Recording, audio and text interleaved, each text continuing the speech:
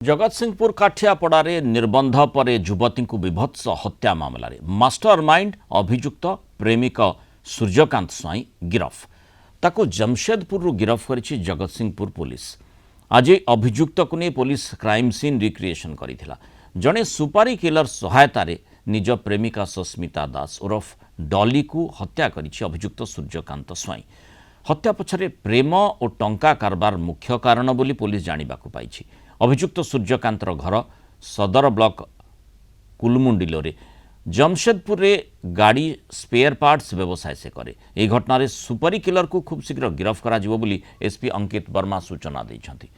गत 19 तारिख में सस्मितांकर मामू घर गाँ धुआपारी मालतेलिंग मंदिर में निर्बंध होता। यापर सोमवार पूर्वाह्न से घर को फेरी राति प्राय 8टा ରୁ 8:30 भितर डॉली घर बाहर को जाई आउ किंतु फेरी नथिले। एप्रिल 20 तारिख संध्या समय घरठू किछि दूर में बिल भितर तांकर मृतदेह पड़ता देखा मिलता।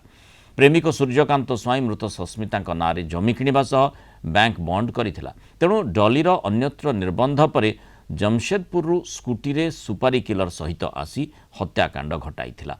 जगतसिंहपुर एक होटेल रे राति रे रहिथिला। हत्याकांड रे पुणी स्कूटी रे जमशेदपुर हत्या करिबा परे से जमशेदपुर पळै जाइथिला।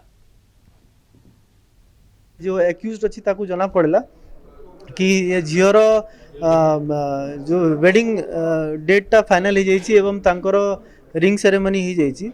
तो से ताकर एग्रीव कि से जमशेदपुर गोटे सुपारी किलर हायर करिकी पूरा प्लानिंग करिकी जगतसिंहपुर आसिला एवं कोण बहाना करिकी से झियो को से बिल को डाकिला एवं से बिल को डाकिला परे जो तांकर ऑलरेडी प्री प्लान थिला गोटे आमर शार्प एज्ड वेपन अच्छी से माने गोटे शॉप रु किणिले आउ सेटा यूज करके फास्ट सुपारी किलर विक्टिम को अटैक करला। तार ब्लीडिंग इंजरी रे से अनकॉन्शियस है कि तले पड़िले। तापर पुणी एक्यूज तांकर फेस को एवं बॉडी को अटैक करके तांकर मर्डर करदेला एवं मर्डर करके से माने एक्टिवा रे आस्थिले Jamshedpur Jagatsinghpur immediately crime commit करके से जमशेदपुर पळैछि।